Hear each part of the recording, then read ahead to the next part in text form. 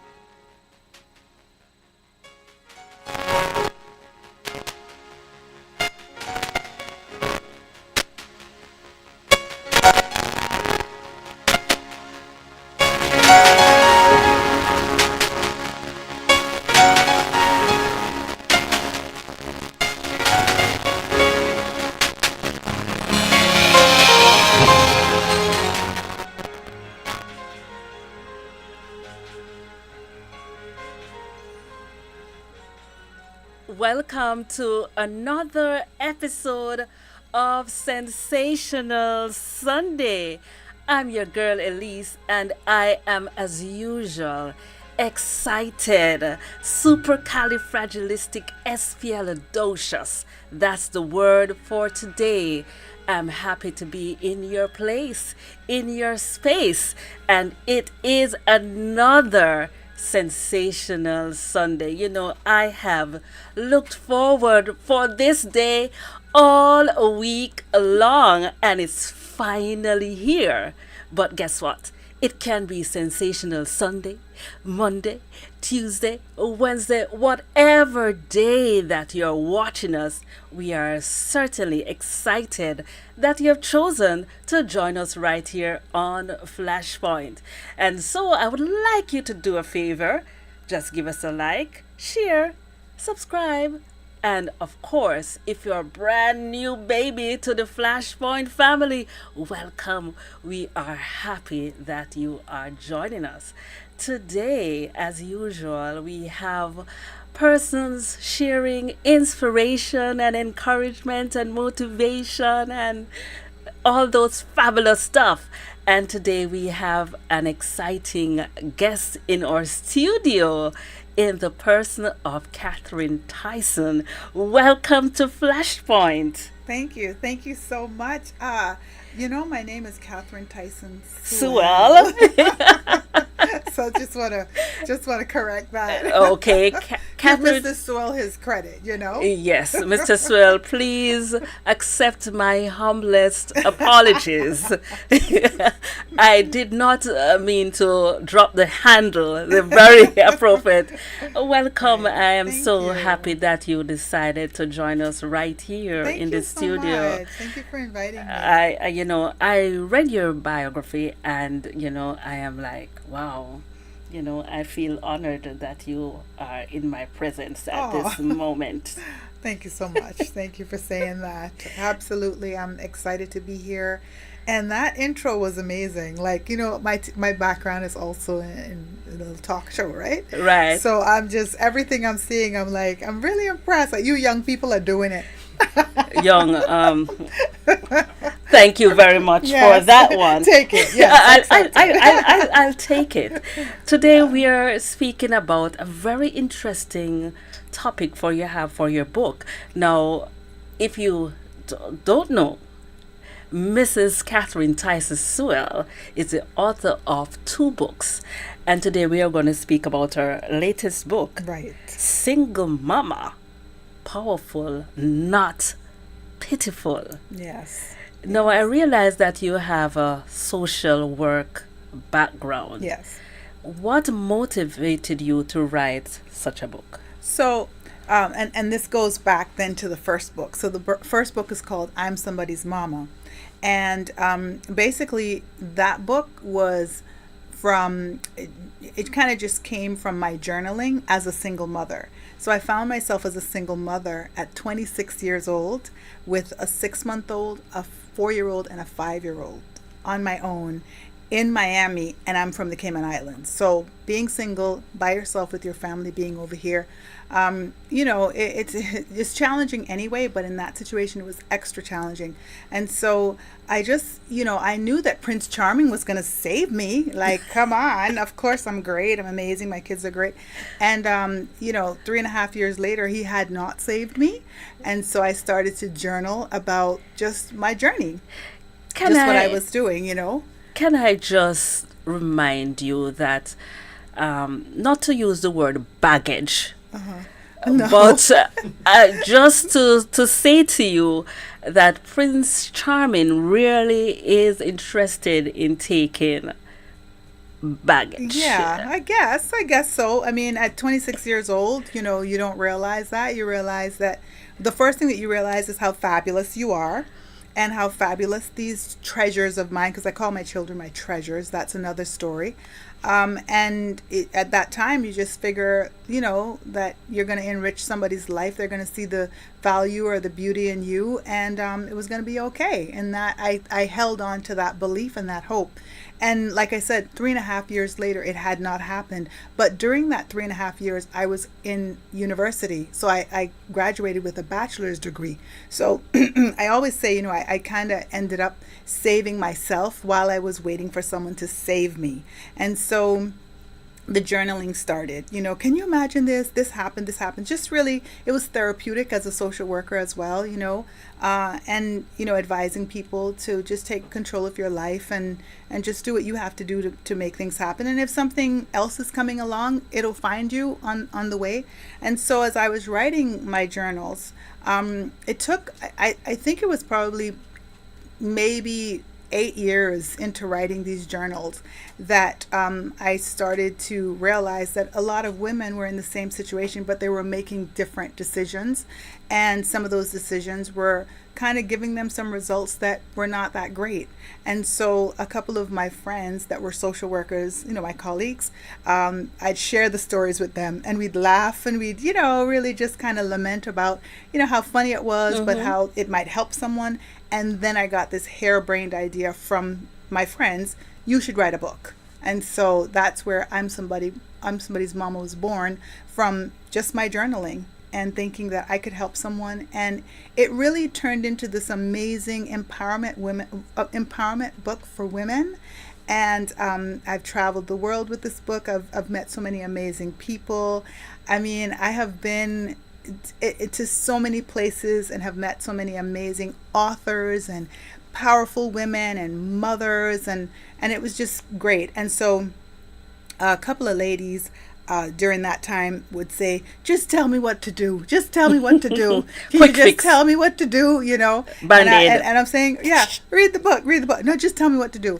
And I think the new book, so Single Mama, Powerful Not Pitiful, is basically principles that I pulled out of I'm Somebody's Mama, because I'm Somebody's Mama is a story. It's different little stories of things that happened to me and my kids and realizations along the way, and just this really wonderful journey as somebody's mother. But I must ask this question: were you single by choice? That's kind of an interesting question, because I didn't wake up one day and decided that I wanted to be a single mother, or I wanted to be on my own with my children. I was married at 20 years old, and I thought it was going to last forever, and it didn't. And that's the bottom line. And so, I had to make a decision about whether or not I would remain in a situation with my children, or get myself in a better situation. And so that's where the decision to go on my own was decided. So at the time, their father, who was my husband at the time, he was very much interested in me going with the kids. And so it was kind of like, I felt like it wasn't a choice per se, but it was a choice. But the choice was get yourself to safety, or get yourself to in a better situation, and raise these kids so that, whatever is happening in your life, they're not learning from that and becoming something that you wouldn't want them to become. So I tell a lot of women that is sometimes people stay for the kids, but sometimes you need to leave for the kids. And so that's the only answer I have for that. So I didn't wake up one morning and say, I want to be a single mother. I want to take this journey by myself and, just face the world, just me and these kids. No, that was not the decisions that I made. That must have been a difficult decision for you to make. And certainly as you interacted with society, I'm sure you weren't always embraced. You weren't always welcome. And one might ask the question or even look at you sometimes when you are around with these 3 kids, like, what are you doing? Right. Yeah. And how did you maneuver those challenging times? Because now to speak from a place of confidence, but also recognizing the challenges you must have faced on that very difficult journey, because having 3 small children is no easy feat. Right. On a previous program, we discussed the emotional roller coaster that your body already goes through just from the hormone levels. Right. And in addition to this, you're studying, you're getting your footing, and also you are responsible for 3 young lives, but facing the backlash and the storms and the not so kind comments. Right. How did you kind of grow that tough outside, that tough skin to deal with it all?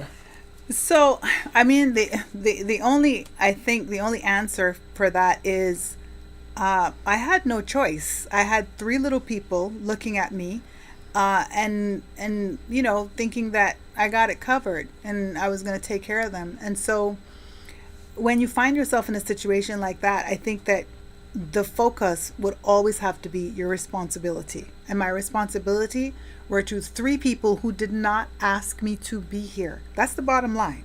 When you're a parent, those people did not ask you to be here. So you owe them something. Mm-hmm. And so I think, and that's why, like I said, I call them my treasures, and hence the name of the book being Powerful, Not Pitiful, is finding the power within yourself to take care of yourself and take care of your responsibility as a mother. And so some of the decisions that I made, were to better my children's life. So being in school, that was to better their life, and everything else had to take a back seat. My priority was always those children and getting us to a safer place to be better. And after 3.5 years, I had a bachelor's degree. So my life was completely very different, and it was worth it. All of the struggle that I went through during that 3.5 years to get there, because now I was able to get a decent job. I came home that year as well. I came home to a job at the Department of Children and Family Services, which Perfect. I will always honor that. I will always be appreciative of being able to position myself at that time, in such a way to help other people, but also to help myself and to help these 3 children that deserve nothing less than that. So, yeah. And I'm glad you answered from that perspective, because many times things happen in our lives.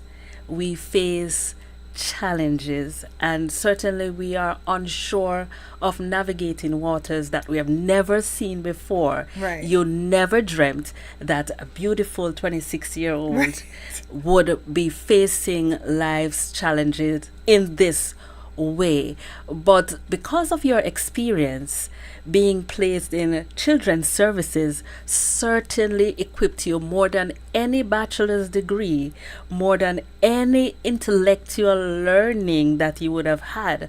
Now you can speak to a mom. You can say, you're single, things did not work out how you intended. It could be death of a spouse, it could be divorce, it could be for whatever reason it is. Right. It's not up to me to judge you. Right. Absolutely. Exactly. And wherever you find yourself, you can do it. You can make it. You are powerful. You are not pitiful. And it's really you finding that within yourself, knowing that truth.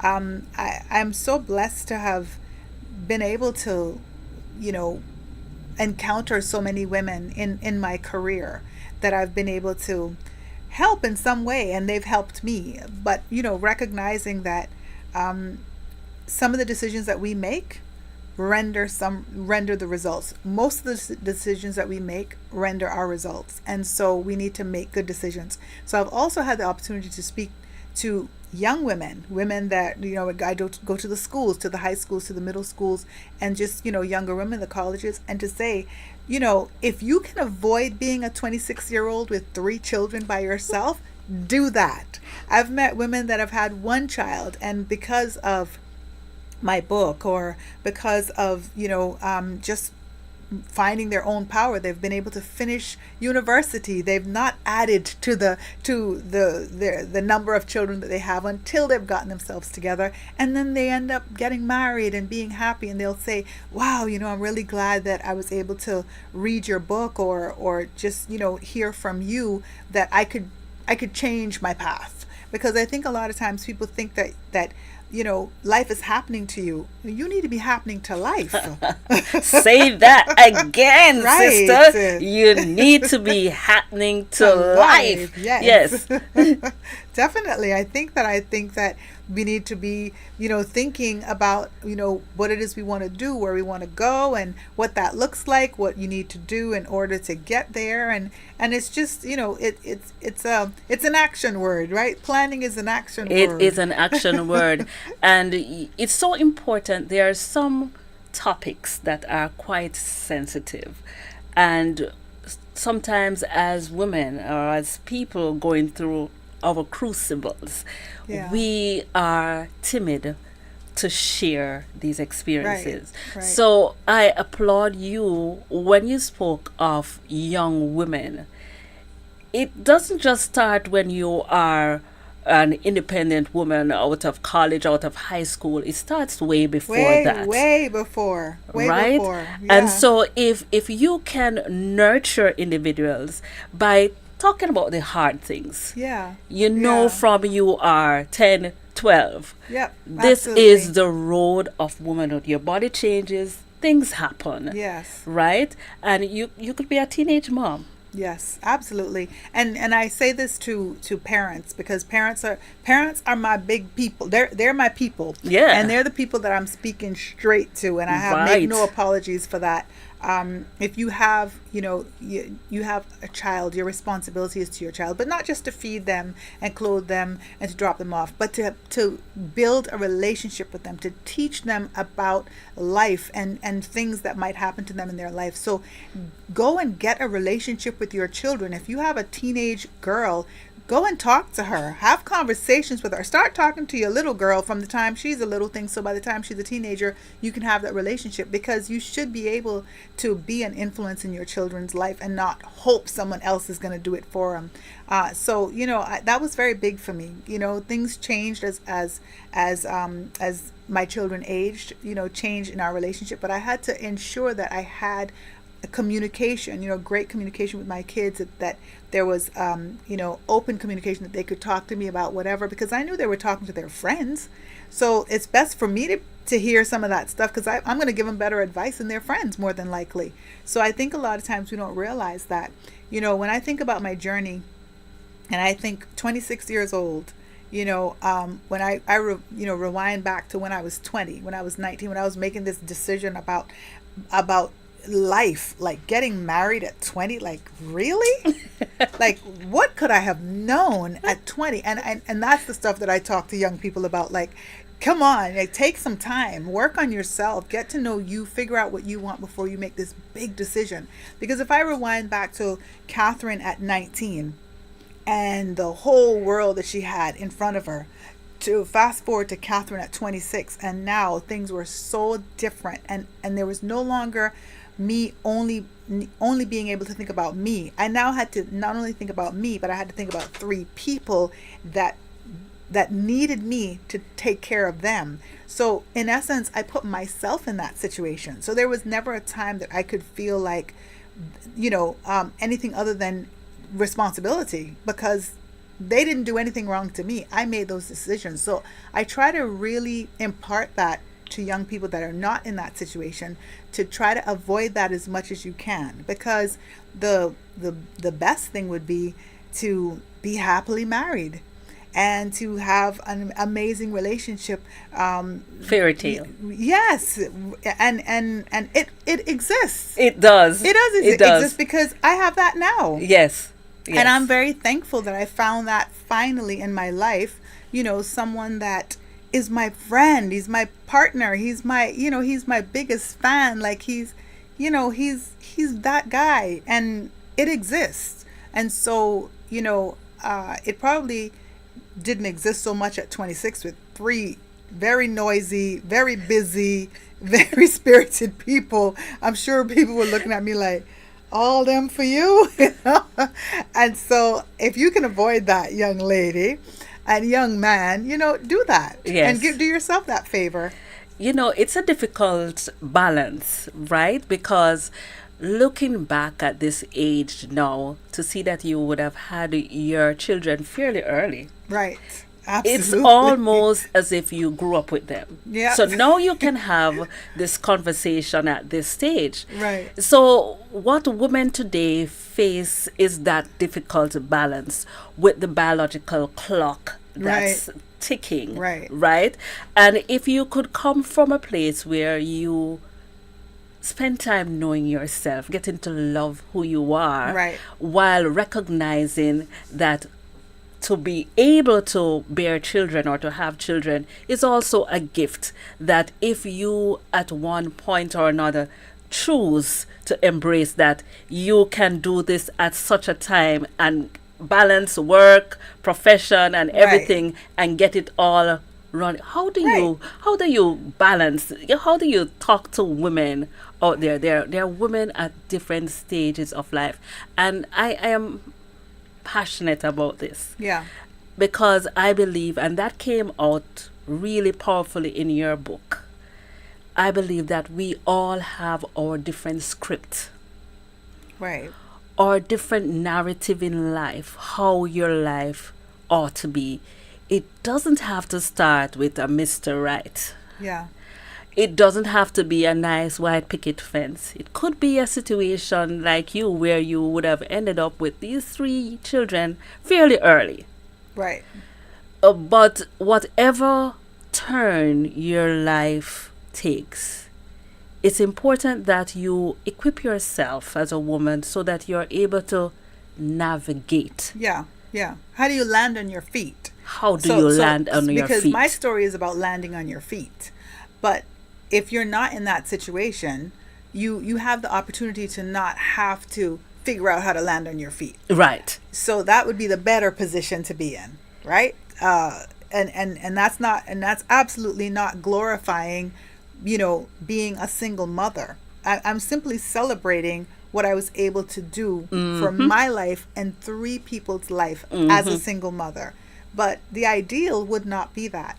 Now, when I think about biological clock ticking thing, that we thought like existed when I was 19, 20. Ladies can wait until 35. Ladies are having babies after 40. I mean, I'm just saying, like, technically if you even wait until 30 to have a child, right, I got married at 20. That's 10 whole years that you can be working on you, building you, getting yourself together, not just looking for what someone else is bringing to the table, but making your own table so that you got something that someone else can put some stuff on, and the 2 of you got this nice full table, and now you can have some children, or you can get married and have some children. I'm just saying, it's not a rush, right? But the rush is when you're not thinking about that, when you're not building you, when you're kind of out there thinking that you got to, grab the last man standing, or your life is all about, finding this man or finding Mr. Right. woman. Yeah. Like, what about start building you? Yes. So yes. I think that's what's important, especially these days that we're in, where, we have so many options. We have so many more options that we did when I was young, so that's what I'd tell young people. Like, definitely, you have so much time to just start putting some stuff into you. Like, what do you want to do? It doesn't necessarily mean that you have to go and get a master's degree. The days that I did that, it was because that was going to help my career, and Mr. Right wasn't I didn't have a second income, so it was like my master's degree was more like that's going to help provide my second income. Yeah. So the circumstances are different, but maybe you want to do a career that you might need some training 6 months, you might need training a year. I don't know. I'm just saying, like, everything may look different, right? It doesn't have to look the same for everybody, but if you can avoid not having to land on your feet, that would be the best position to be in. That would be an awesome position. I wanted to give you that wake up call that when a woman goes to a maternity clinic at 35, the label that is put on you, you're elderly. Well, no, hold on, because I want to make sure people are getting the 100% good information too.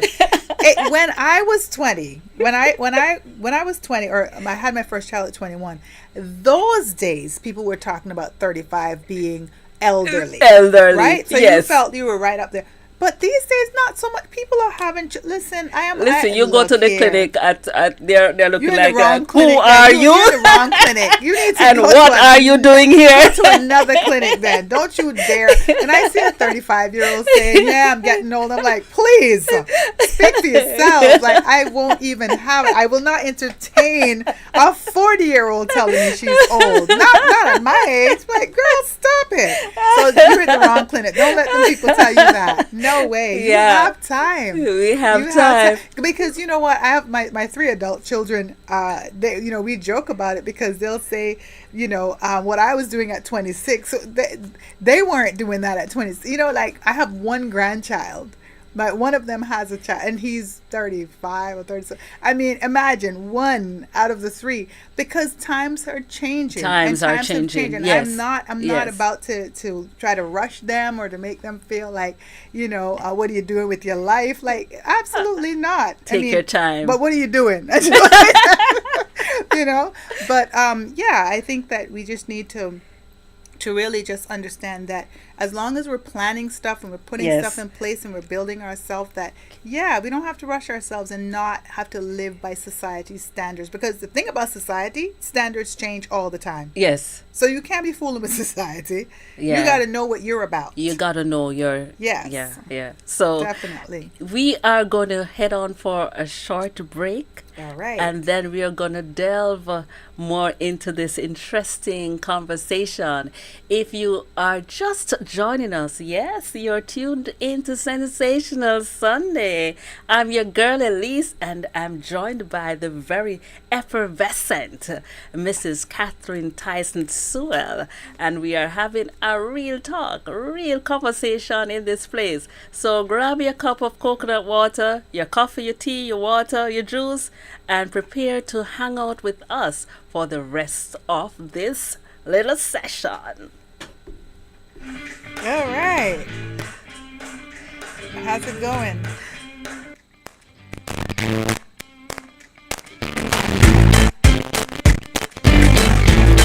Girl, Elise.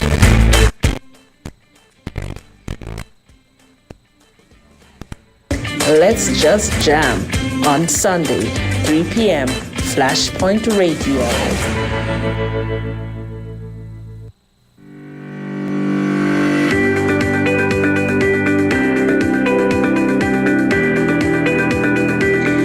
When you need ultrasound that's safe and effective, you must visit Asai Ultrasound Imaging. They're conveniently located at number 4 Chestnut Center, Smith Road, Georgetown, Cayman Islands. With experienced technologists with over 20 years experience, their friendly staff will make you comfortable while you get your procedure done. Asai Ultrasound Imaging is open Mondays to Fridays, 9 a.m. to 5 p.m. and 9 a.m. to 1 p.m. on Saturdays.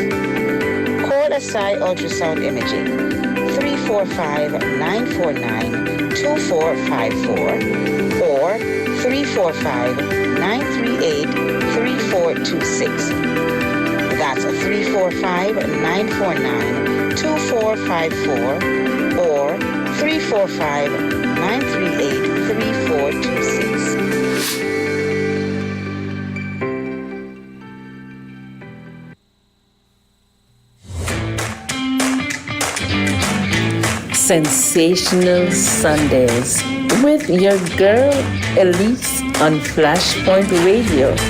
Come, let's talk, let's hang, let's just jam on Sunday, 3 p.m. Flashpoint Radio.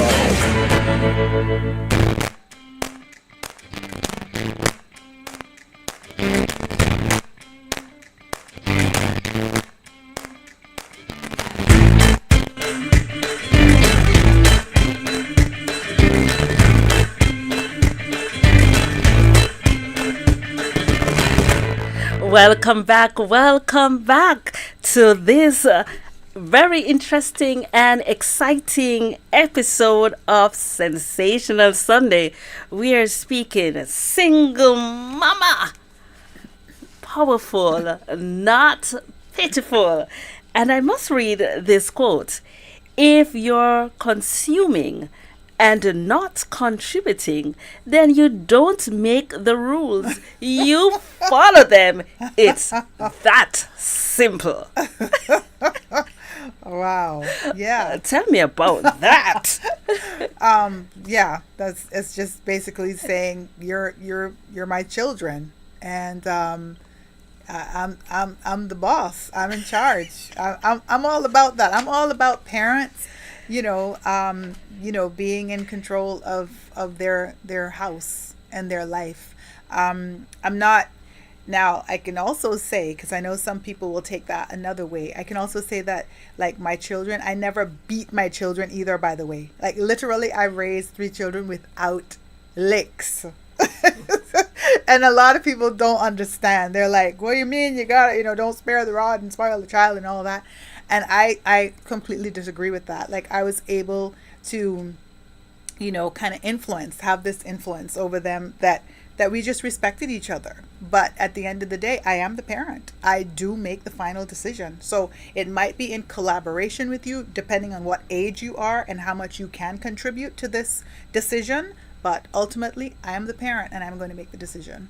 How do you balance raising girls versus boys as a single mom? One could argue, especially for boys, that they really do need their father and there is a void that needs to be filled. How do you navigate that? Did you have boys and girls? Yeah, I had 2 boys and a girl. Yes. So I had my first 2 children were 19 months apart, so they were almost twins. They're boys, so they were they grew up together. Mm-hmm. Just had just a built-in best friends type of thing. And then I had a girl 3.5 years after the second one. So yeah, I had boys and girls raising, and it's a very different thing. I have the same standards were across the board for the most part. Mm-hmm. Just respecting yourself, your body, stuff like that. That was all across the board. It was.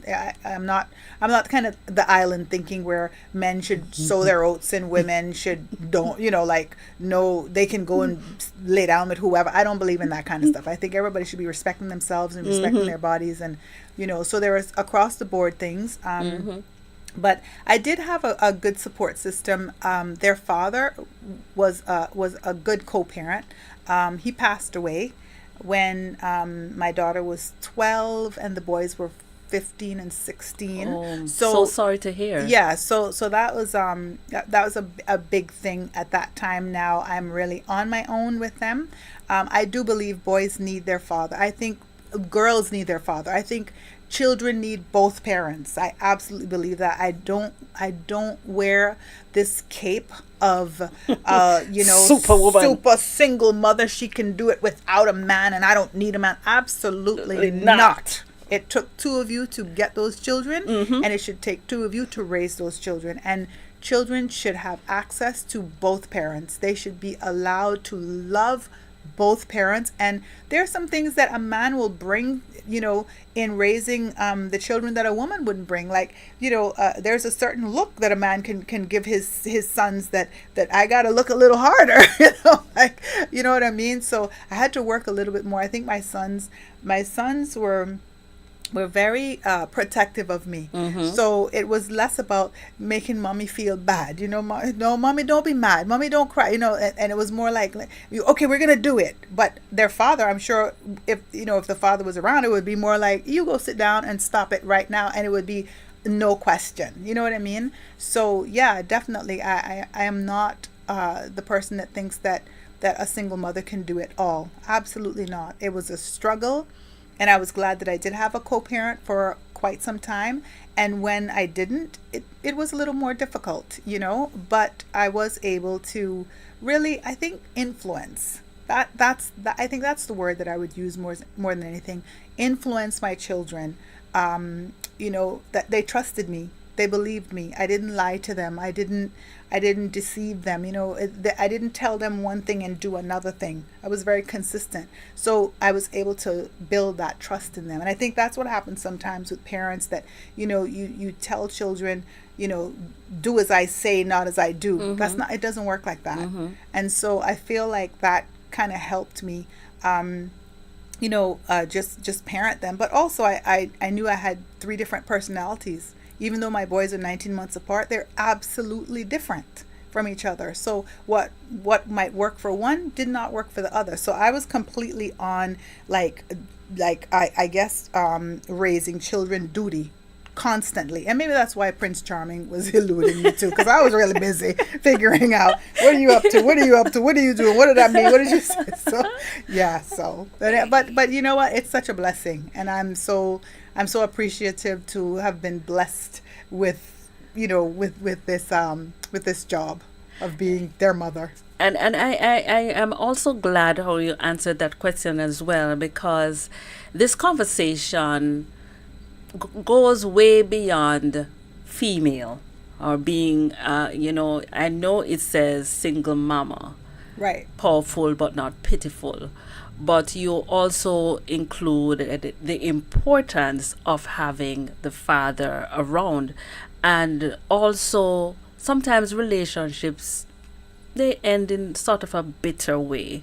Yeah. And it is important that parents manage the situation in terms of how they portray the other parent. Right. In the eyes of the child. Yeah.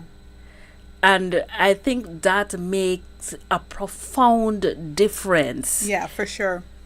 In how, and I believe you mentioned that in the book as well, and the fact that children don't really need to know all the details. No, they don't. It's not, first of all, it's not their business. I think that's the name of that. Yes. That chapter. It's not their business, like literally, because we couldn't make it. That's not their business. What kind of husband he was, that's not their business. Like what kind of guy he is, that's not their business. Like what their business is, he's their parent or she's their parent, and is she doing a good job, and and are you okay with her? And then I'll tell people that have had a bad breakup, I'll say, just remember when you loved them. Like just go back to the day when you loved that person. Like forget about right now. Just think about, what were the good qualities that they had? What were the things that attracted you to them? And just try to focus on that. And just remember that your story is over as a couple. But that doesn't mean that their story is over with their children. Right. So now you start a new story. And the new story is you and them co-parenting. That is so important, because men are guilty of that too. Men are guilty of bad-mouthing the mother. I've seen a lot of that. I'm a social worker, so I've seen a lot of situations where, men will talk bad about their children's mother in front of the children. And you're only hurting your child when you do that. Because what people don't realize is that, and then maybe they do, but your children love both of you. Period. So when you talk bad about the other parent, your children in some way is internalizing that somehow, because remember, they're a part of that person. So if that person is so awful, maybe they're awful too. Right? We don't get to define how people take information. So we have to be careful how we give it out, because it's not fair for us to do that to our children. And I loved my children too much for them to feel bad about anything. And so whatever their father was as a husband or a partner to me had nothing to do with how he was or how he could be as a parent to them. And so I worked harder on fostering that relationship to ensure that my children had the love of both of their parents. And I'm so glad that I did that, because I didn't know that they'd lose him, and they did. So imagine if I had spent 12 years bashing this man. Mm-hmm. How awful would that be to those children that don't have him anymore? So I think that we just need to think more about what our children need and not what we need. Because I think that adult stuff is about what we need, and we're still hurt and we're still angry and we're still disappointed. So we're saying and doing whatever we need to do against that person, not realize that has nothing to do with your kids. That has nothing to do with you. Can you compartmentalize for a second? Can you grow up? Can you go find friends? And if you want to cuss them with your friends, go do that. If you want to cuss them by himself, do that. But don't do it with the children. That's not fair. And I take that very seriously, because I think a lot of people do that and they don't realize what they're doing to their children. It's important that you have the right mindset. And once your focus changes not on yourself only, and you think about the children. Absolutely. Absolutely. Then once you can expand your thinking to not just being angry. Right. Right. Then that could make a powerful impact on healing and the growth of your children as persons themselves. Right. Yeah. Now you have quite a few nuggets in this book. Got some Tyson nuggets Single in there. Mama, powerful, not pitiful. Time is time. You can spend a lot of time and it means nothing, or spend a little time and it means everything. It's your choice. Yes. That's quantity versus quality. That's what that is. Because I think as a parent, we spend a lot of time feeling guilty. That we don't have enough time, or we don't have enough money, or we just don't have enough. We want to give our kids so much more. But I think that we need to focus on what we're able to give them. And so when it comes to time, just ensure that you're spending some time, and during that time, what you're doing with that time is good stuff. It's effective things. Because even if a mother has to have 2 jobs, or a father has to have 2 jobs, or a father is working, 7 to 11, right?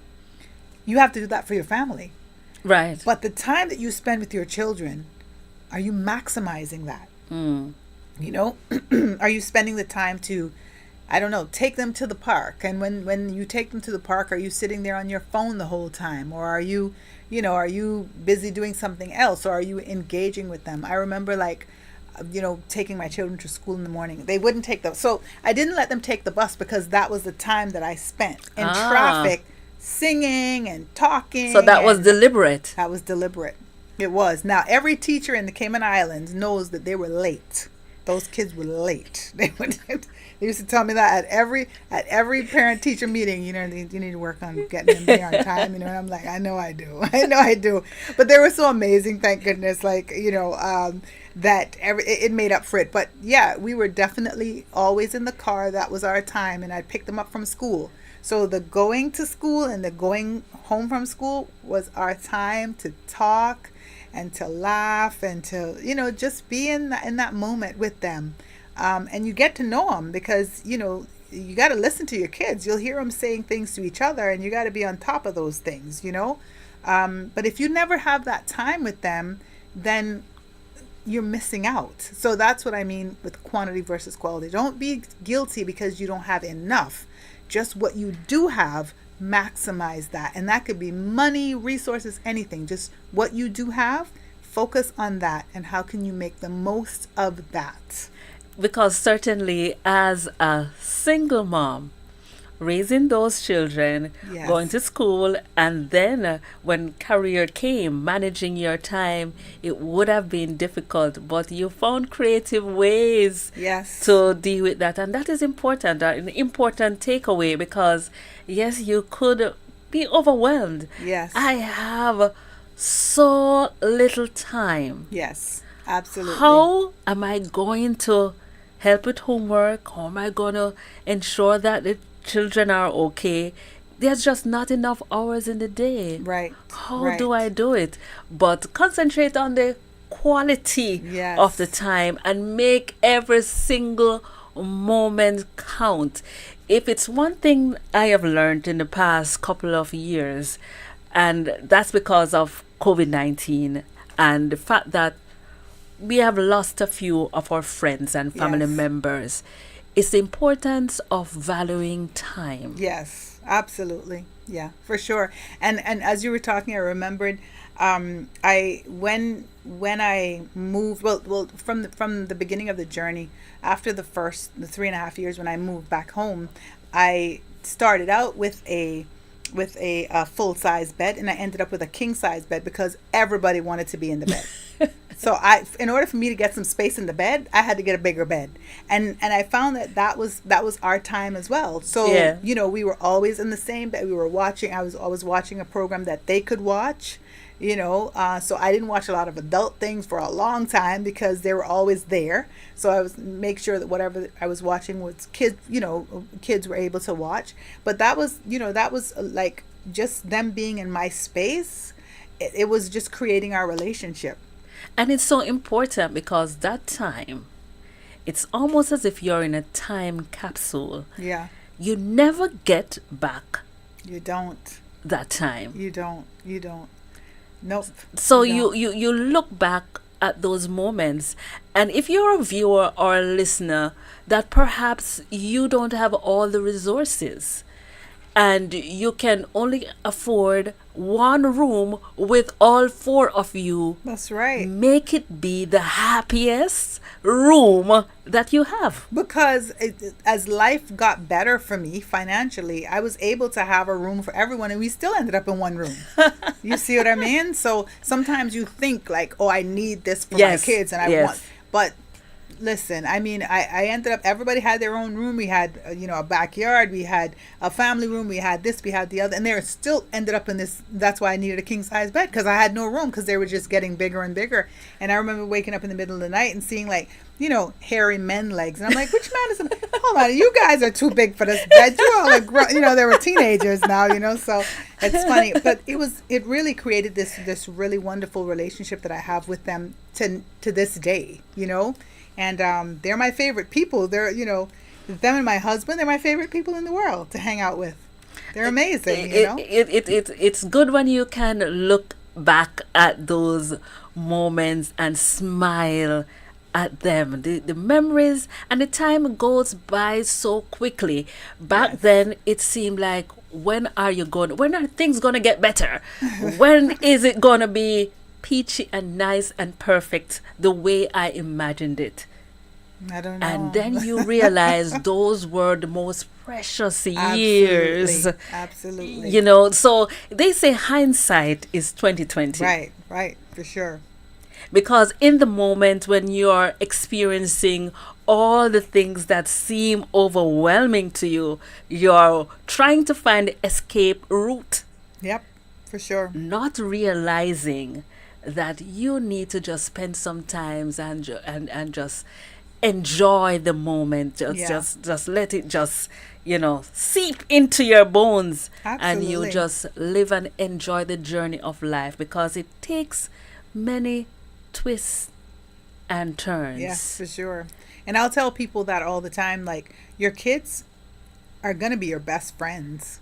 You know what I mean? Like, they're going to love you. Like, because you see people, they love their parents even if they're not good parents, right? Mm-hmm. And so I'm so happy that I have these best friends.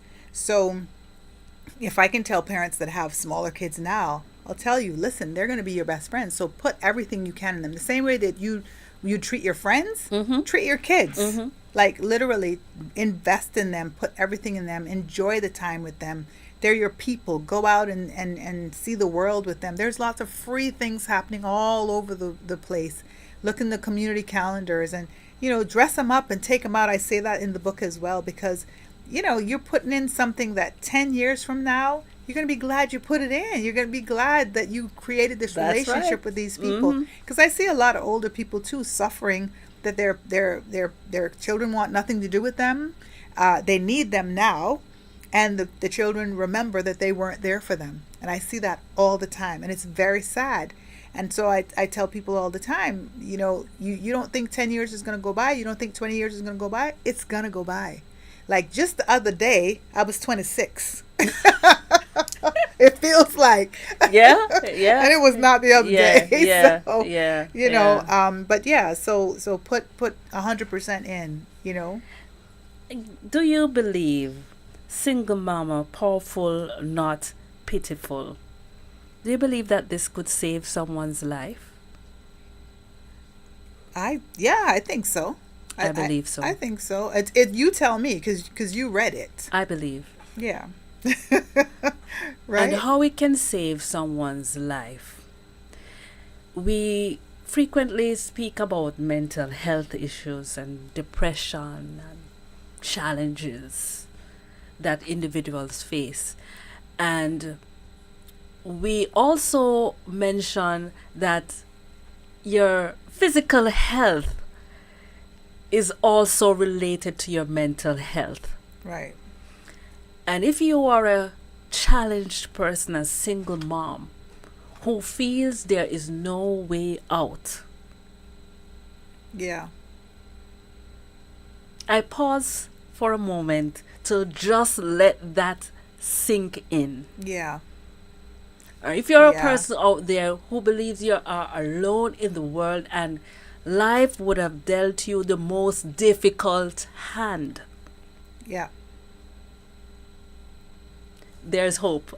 Yeah. And you know what I want to say to that? I just remember, starting this journey as this 26-year-old, very sad, very, very, very sad young woman that knew that life had changed for her. Life would never be the same. But I remember every time I came home, I heard this sound, Mommy! And there were these people that were so excited to see me. Yes. And nowhere else in my life would I go and get someone that excited to see me. So this is what I say to women that are suffering or that are alone and they feel sad. Listen, focus on those babies. Focus on them. Don't focus on the negative stuff. Focus on them. Because they're going to be like, let them be your lighthouse. Let them bring you out of whatever it is that you're in. So, when I was able to look at that and see how blessed I was to have people that excited about me and people that thought I was so amazing. They thought I was perfect. They did. They thought I was the prettiest woman in the world. They thought I was the smartest woman in the world. I had to honor that. And that almost helped my ego in a lot of ways. So whenever the world was trying to kick me down or say stuff, I was like, please, I'm all that. And more. You All should that see me and when I about go the home. chips. You should see me when I open the door. There are people screaming, Mommy, who are you? Please, you don't know. You think I'm what? I don't care. Get out of here. And so it was almost like this thing that fueled me a little bit. And this is what I want to tell parents, that when you have these little people that adore you, just focus on that. Focus on that and honor that. Take care of them. Teach them the right things. Give them the right lessons. Give them the right experiences. Give them all the tools that they need to navigate life as an adult. That's all that you owe them. That's what they deserve, and you owe that to them. But do it with a cheerful heart, because they're amazing, and they're everything. They didn't ask to be here, and so that's the stuff that fueled me, and that's what I would tell people. So I know this book could help change somebody's life for sure. Now, if that helps save your life, that's awesome. But change your life is within your reach. It is right in the palm of your hands. And it's just you making one different decision than what you've been making that can change your life for the good. So important. So important. How important is faith in this journey? You mentioned prayer. Yeah. Yeah, you mentioned that prayer doesn't hurt. It doesn't. Doesn't hurt. I've spoken to atheists and I've said, all right, so if you live your life as a decent person, believing in God and living good and taking care of yourself and taking care of the people around you, and you find out there's not a God, what would you have lost? What would you have missed? And an atheist, so many different times in my life, has looked at me and said, that makes so much sense. Like, right? Right? So I'm not trying to sell you anything. I'm just saying, what would you have lost? What, Yeah. What could you have done Yeah. that would have been so Yeah. much better than living a decent life? And that's how I feel about prayer. It doesn't hurt. And it's not about, I got to get on my knees and I have to be like, like I say, the Pharisees. And no, I just walk and pray. I'm talking and praying. I'm Living in prayer. Living in prayer. Yeah. And faith is what has brought me this far. Absolutely. Because it couldn't have been me. If I look at the 26-year-old that walked out with 3 little children, the life that she could have ended up living might not be this life. Yeah. So it's by the grace of God that I feel I was carried and inspired and protected, and so were my children. That's how important faith is to me, because I believe through faith is what's brought me here. We've come this far by faith. And that's what we say on Sensational Sunday. We are not yet done, but we are going to take a short break, and then we will be right back here to continue this very interesting discussion.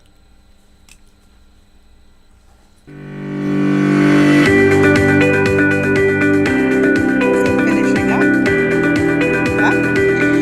When you need ultrasound that's safe and effective, you must visit Asai Ultrasound Imaging. They're conveniently located at number 4 Chestnut Center, Smith Road, Georgetown, Cayman Islands. With experienced technologists with over 20 years experience, their friendly staff will make you comfortable while you get your procedure done. Asai Ultrasound Imaging is open Mondays to Fridays, 9 a.m. to 5 p.m. and 9 a.m. to 1 p.m. on Saturdays. Call Asai Ultrasound Imaging 345-949-2454 or 345-938-3426.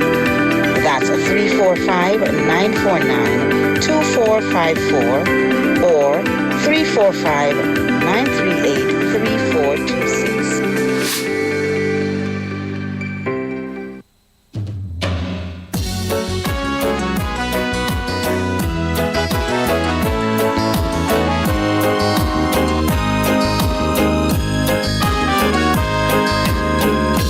Take a look into the mirror. See the world you've never seen. Say a prayer for the children. Find the road to lasting peace. Let the sun shine through. The shadow cannot last. Raise your voices up to echo through the skies. Make a wish, a ray of hope, and lend a helping hand.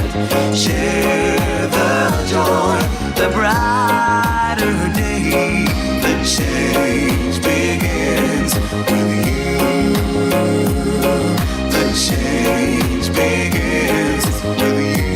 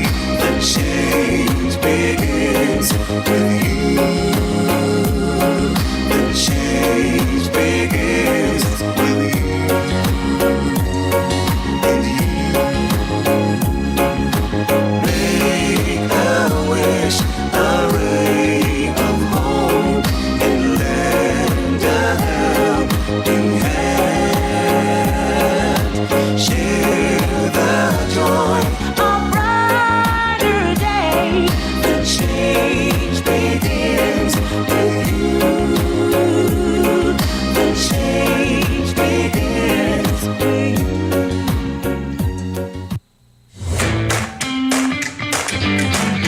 you. Sensational Sundays with your girl Elise on Flashpoint Radio. Come, let's talk, let's hang, let's just jam on Sunday, 3 p.m. Flashpoint Radio.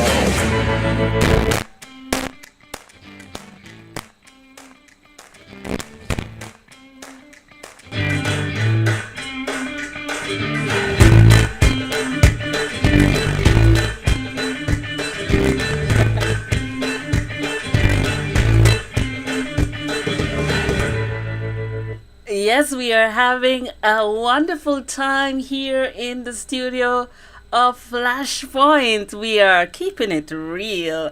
And we have as our guest Mrs. Catherine Tyson. Sewell, I will not forget. I want to, at this point, mention a centurion, a woman who celebrated her 100th birthday yesterday. Wow. Lily Jane Long. She celebrated 100 years. Wow. Perhaps she could tell us a thing or two, right? Or 10. Of course. But we are definitely making our mark right here. We are speaking to persons, individuals, men and women. It's such an interesting song we listened to just now, A Ray of Hope. It all begins with me. It begins with you. Yeah. How do you impact someone's life? You have chosen to write not one book, 2 books. And certainly it is making waves and it is making an impact right here in Grand Cayman and by extension the world. And to our audience, I want to thank you, listeners and viewers, for tuning in. If you haven't done so, please go ahead and subscribe.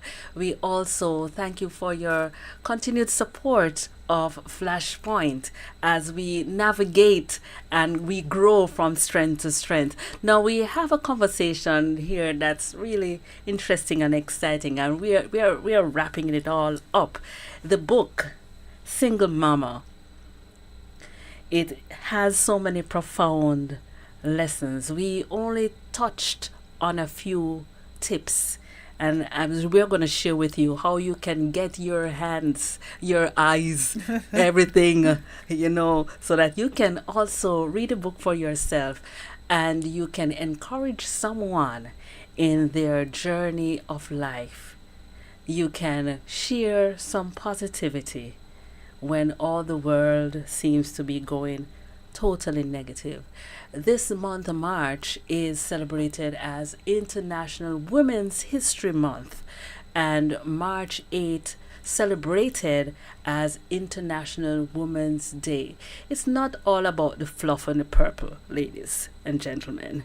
It's about real life stories, persons facing different challenges in life and how we impact on them. We have heard of persons who have taken their own lives when they're distressed and depressed. Right. Because certainly when things go wrong, sometimes persons feel they have no hope. And what we are offering here is hope. Yes. So I would like you to share with the listeners and viewers how they can navigate, how they can, no matter what stage of life, whether they are single, married, with children, or without children, navigate life and value who God made them to be, despite the situation, despite the circumstances that they think would define who they are. Right. Well, I think the first thing that I would always say is to just look inside yourself, like search yourself, and just know that you're of value, and you are necessary, and your contribution in this world is absolutely required, right? And we all are on our journeys, and we're all here for a reason, and finding that reason is very important. So looking inside yourself and figuring out what you want, what makes you tick, what burns your belly, what do you want to do with yourself, and not just continue to watch other people doing it, but realizing that they also had to take a step out. They had to step out in faith. And there's a saying from one of my motivational people, Lisa Nichols. She says, jump and the net will appear. And I don't know if it was hers originally or if she said it, but it's so true, right? You have to step out and you have to figure it out. And I think for me, life is long, but life is short. And you can't live your life by other people's rules. You can't live your life based on what other people think about you or what they think you should be doing. It's you figuring out what you should be doing first, making a plan. And if something hasn't been working, you can always change it. I always think about where I want to be. And if you could look at 5 years from now, where you want to be, what is it going to take to get there? What are some of the things you're going to need to do? And you need to start doing them now. Because 5 years is going to go by. If you're blessed with time, if you're blessed with life by God, right? It's going to go by whether you're sitting doing nothing or whether you're doing something. And so you got to start doing something. So start today. Ask yourself, why aren't you doing it today? Start today. And it could be a simple thing to just get you moving. And reach out to the people who love you. Reach out to the people who you can sit at their feet. You just mentioned a lady that turned 100 years old. Now, you're right. That lady has a lot of information. We have a lot of people in our life that we're not tapping into, but we're spending a lot of time with people that aren't feeding us. They're not feeding our soul.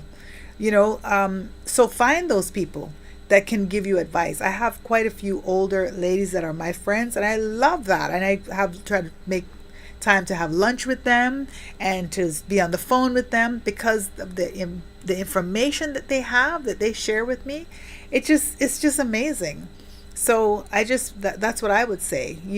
Just know that your value and your place in this world is solid, and we need you, and we need your contribution, as small as it could be. It does not have to be that you're living a large life, but you can also live a large life if you want.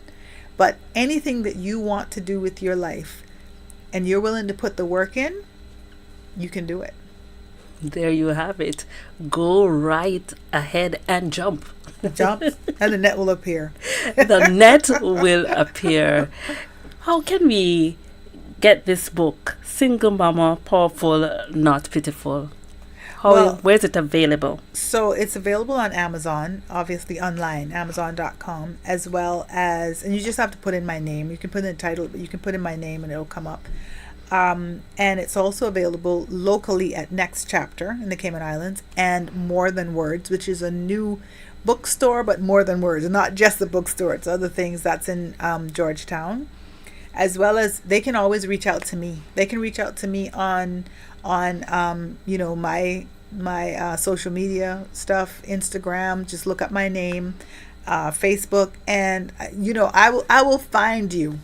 I will find you, because the person that connected you and I, she and I had tea earlier that day, and I found her, and she got 5 books from me. Yes, and she said, I think that there's a flashpoint. I'm going to talk to the people and see if they'd like to, to have you on their show. And I was like, okay, and that's how people connect. And with the first book, I realized that too, that girlfriends, we have this ability to be connectors of everything. So find your best girlfriend as well, and connect her with that. But that's how they can get a copy of the book. So they can get it locally, they can get it online, or they can reach out to me.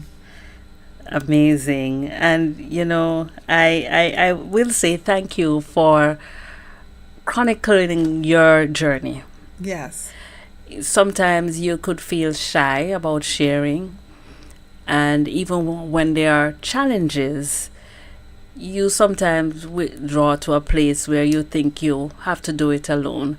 But I applaud you. Thank you. I congratulate you for being a woman of purpose, a woman that is sharing your journey, not just because you want to share it, Right. but you want to inspire, you want to motivate, you want to provide hope.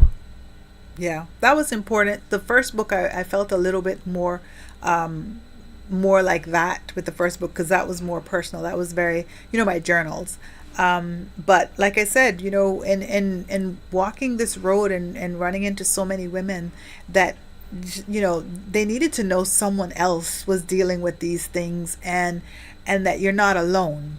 And so me sharing my story was really about that. And you're right. You can think all the time, why would I want to do that? Well, because you're not by yourself on this earth. You're surrounded by all of these people, and people's stories help us every day. So I was inspired to continue, just reaching out to people who might have been experiencing some things, but they didn't know where to turn. And so my story was able to help people to see that, yeah, actually, I thought my situation was bad. I actually only have one child, so it's not as bad. I can get myself together. Yeah. And so I think that's what it is. And I believe that we all should step out on faith, and just know that we're a part of this world, and there are so many people in this world that we can actually, help or be helped by. There you have it, listeners and viewers. This has been an interesting, inspiring, motivating episode of Sensational Sunday. Now, I have always reminded you that the purpose of this show, this podcast, is to give you that foundation and that launch you need to go forward, to move to a better place. So I want to thank you again for sticking and staying with us. And I want to encourage you to stay connected to Flashpoint.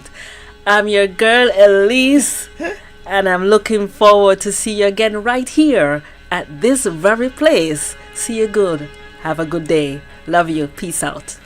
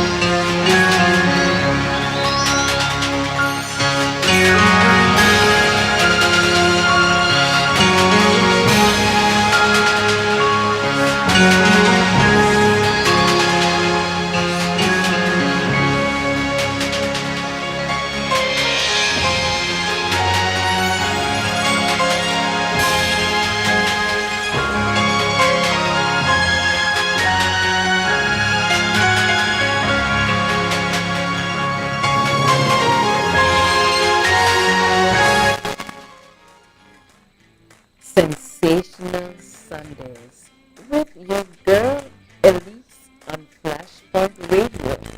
Come, let's talk, let's hang, let's just jam on Sunday, 3 p.m.